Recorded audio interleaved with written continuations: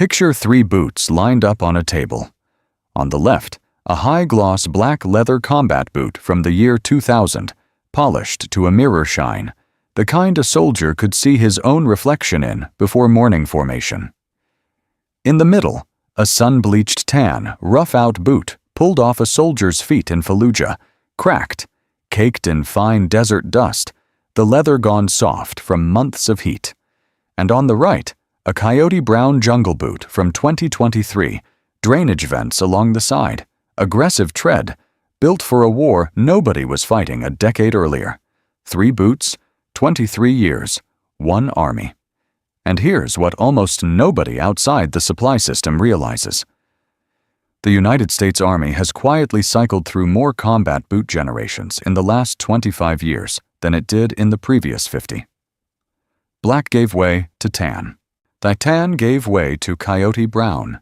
Specialized boots appeared for mountains, for jungles. For cold, nobody could survive in standard issue. Then soldiers started buying their own. Every single one of those changes was forced by a failure the Army didn't want to advertise. So why did the standard issue boot get replaced 3 times? And why, right now, is the Army still testing prototypes? The story starts with a boot that was already obsolete the moment soldiers stepped off the plane. On September 12, 2001, the standard boot on the foot of nearly every American soldier was a tall, black, full-grain leather combat boot. It was a beautiful piece of equipment for the world it was designed for. Polished to regulation shine, laced tight for parade, built for garrison duty, motor pools, and the cold concrete of stateside bases. Or it was a boot made for inspection, not invasion. And within weeks of the first deployments into Afghanistan and then Iraq, that boot became a liability nobody in the supply chain could ignore. Black leather in 120-degree heat absorbs sunlight like a sponge, turning a soldier's feet into a slow oven by midday. The high-gloss finish demanded constant polishing, a maintenance burden that made no sense on a forward operating base where water was rationed, and polish was a luxury item. Worse, that same shine caught light at night, compromising concealment during movement. Soldiers started taping over the leather, burning the polish off, doing anything to kill the reflection. Between 2000 and roughly 2004, contractors kept producing final-generation variants to fulfill standing orders, and the Army quietly limited reissues to non-deployed units, a clear signal that leadership already knew the boot had no future in a desert war. This wasn't a bad boot. It was a garrison boot stranded in the wrong century. The Army had known the problem existed long before the towers fell, but peacetime moves slowly, and now there was no more time. The emergency answer came fast, rushed, and improvised. The fix had actually been sitting on shelves since the Gulf War. Back in 1991, soldiers sweating through Operation Desert Storm had been issued a tan desert boot with one revolutionary feature. The leather was turned inside out. Rough side facing out, smooth side against the foot. That simple inversion, known as rough-out construction, meant the boot could never be polished again. And that was exactly the point. Or in a desert war, Polish was the enemy. Rough-out leather absorbed dust instead of reflecting light, required zero maintenance beyond a brush, and stayed matte under any sun. When American forces surged back into Afghanistan in 2001 and then Iraq in 2003, the Army reached for that old Gulf War design and started pushing it out through whatever contractors could produce fast enough.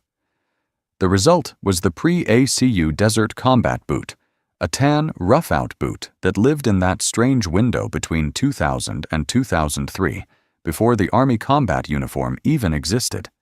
It featured a Panama sole, a deep, self-cleaning tread pattern designed to shed mud and sand with every step, along with drainage holes built into the sides to let water escape after stream crossings or heavy rain.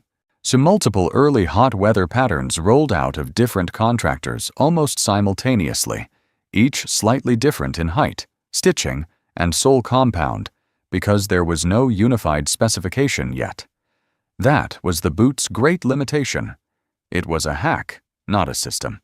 A stopgap grabbed off the shelf because the Army needed tan on feet right now.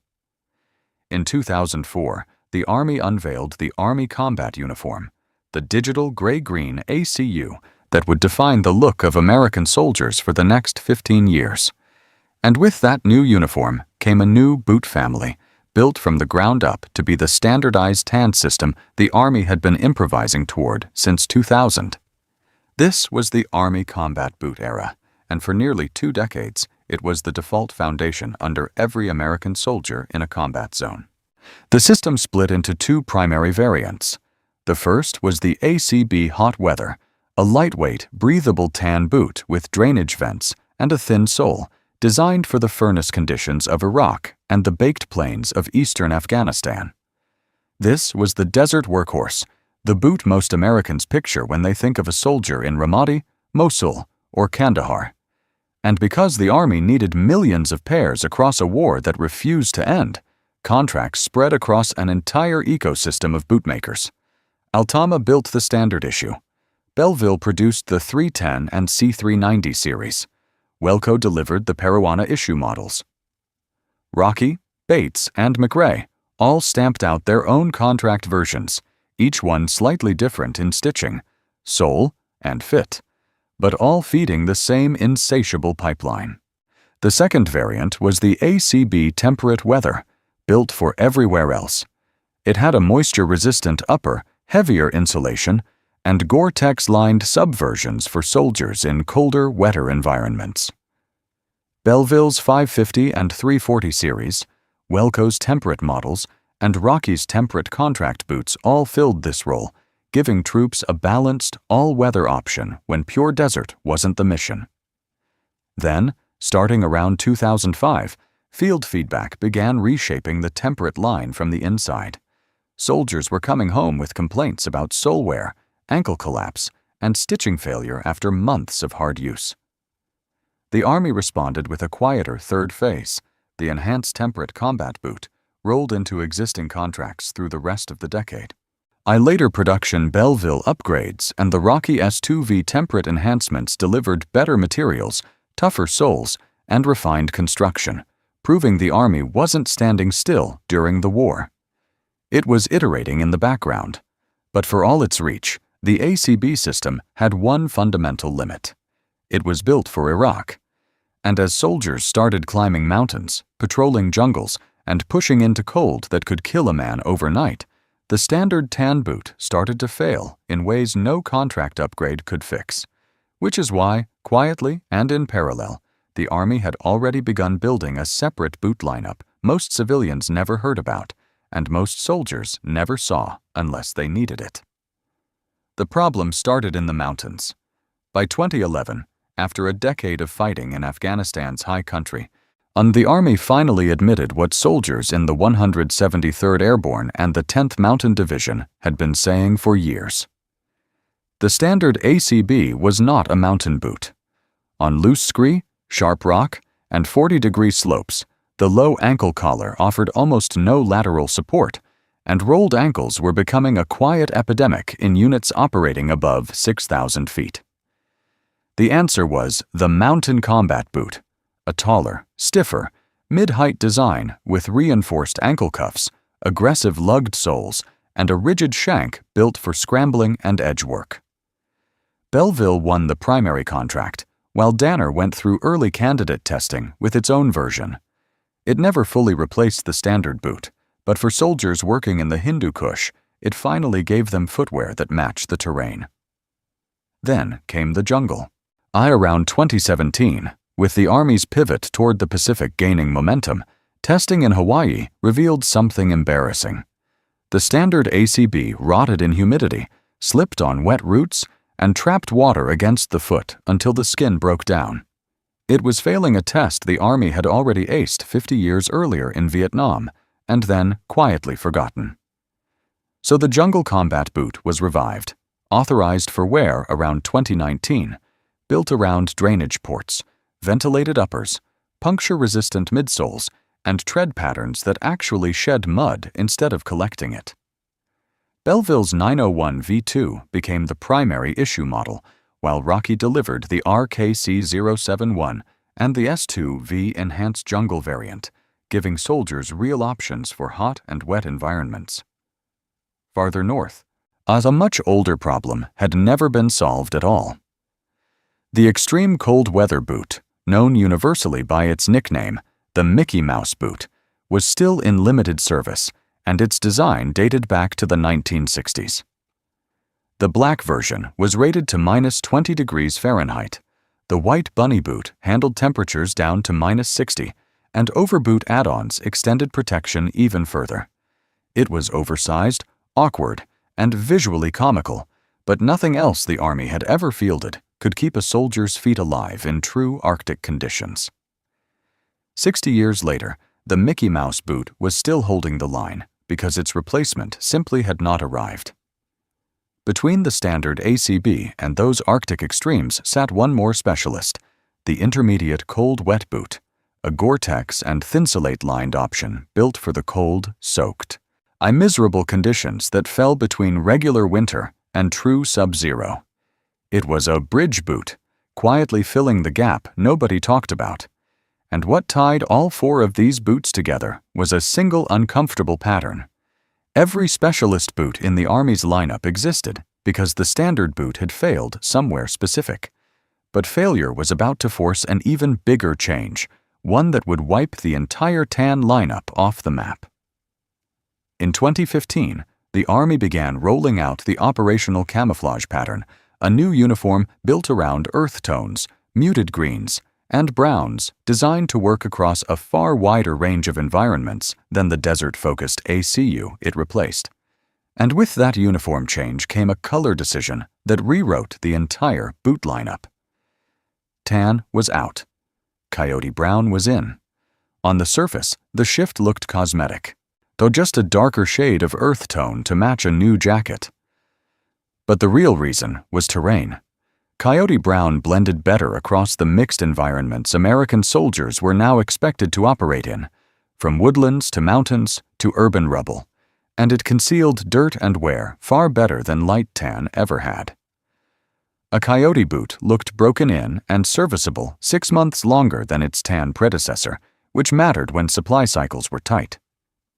The first major piece of the new lineup was the ACB Hot Weather in Coyote brown, the same role as its tan predecessor, but rebuilt with refined materials and updated construction. Belleville's C390 Coyote led the rollout, with Altama, Welco, and Rocky all delivering their own Coyote Hot Weather contract versions. Alongside it came the ACB Temperate Weather in Coyote brown, with Belleville, Welco, and Altama producing temperate Coyote models and enhanced Gore-Tex versions handling the wetter end of the spectrum. By 2019, the last tan stocks had been worn out or pulled from inventory, marking a hard cutover to the new color across the entire force. Then, starting in 2018, the third and current piece arrived, the Coyote Brown Enhanced Combat Boot, a refined iteration built on everything the Army had learned from 2 decades of wartime wear. Belleville's 7.8M Plus contract temperate models, awarded in 2023, and Rocky's 38M contract series represent the current standard issue, the boot. A soldier joining the Army today is most likely to actually be handed at basic training. It is the modern face of the Army combat boot. But by the time this generation hit the field, something strange had already happened underneath the issue system itself. Soldiers were increasingly skipping the boots the Army handed them and buying their own. Starting around 2005, the Army made a decision that quietly transformed what most American soldiers actually wear in the field. Under AR 670-1, the regulation governing uniform and appearance, soldiers were allowed to purchase their own combat boots on the commercial market, as long as those boots met specific rules on height, color, and material composition. 8-inch minimum, tan or coyote brown depending on the era.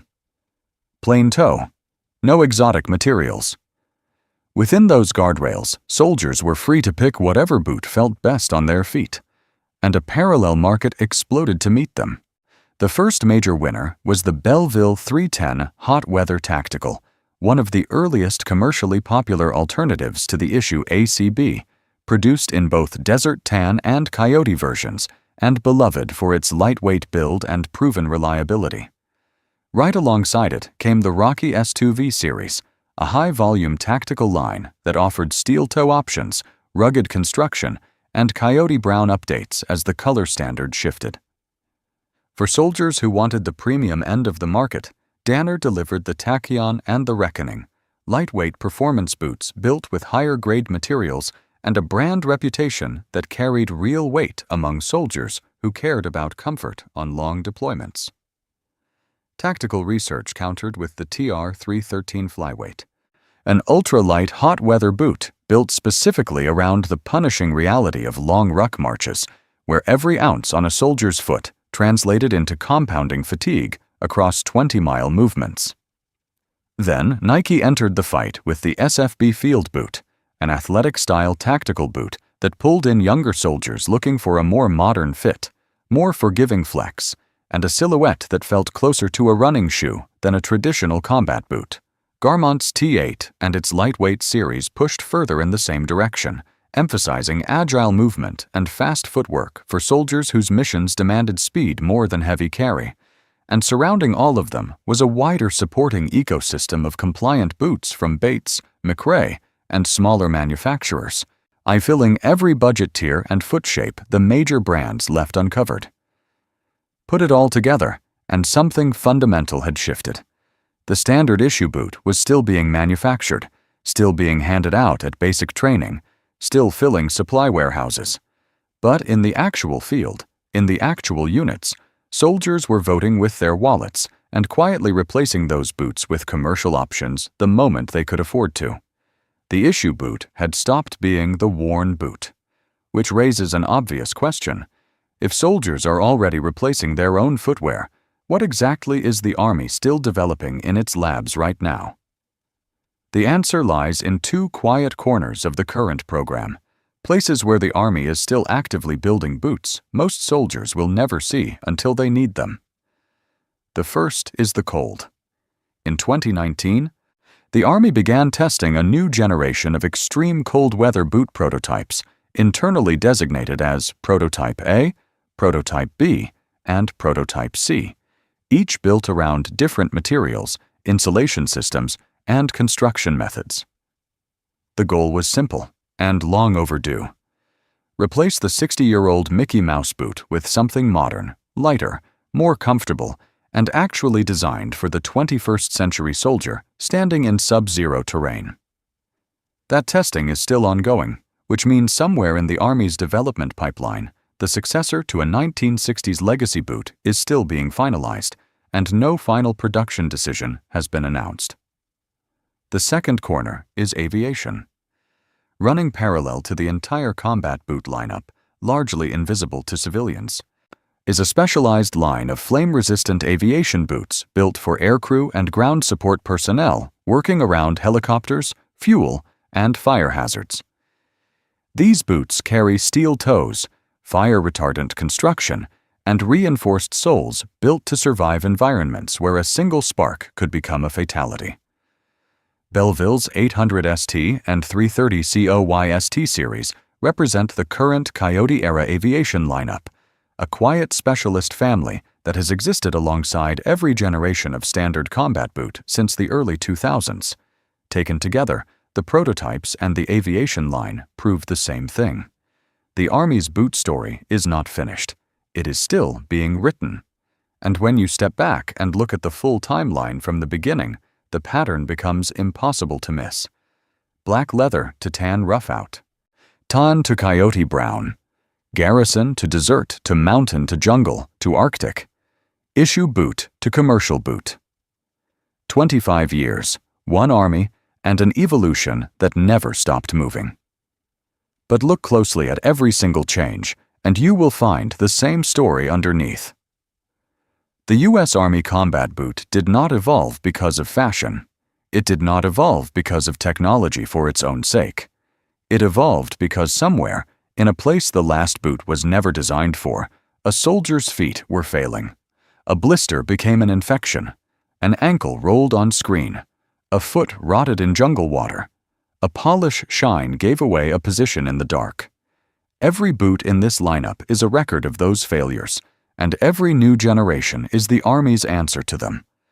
Lay the 3 boots back on the table, the polished black from 2000, the dusty tan from Fallujah, the Coyote brown from 2023, and you are not looking at footwear.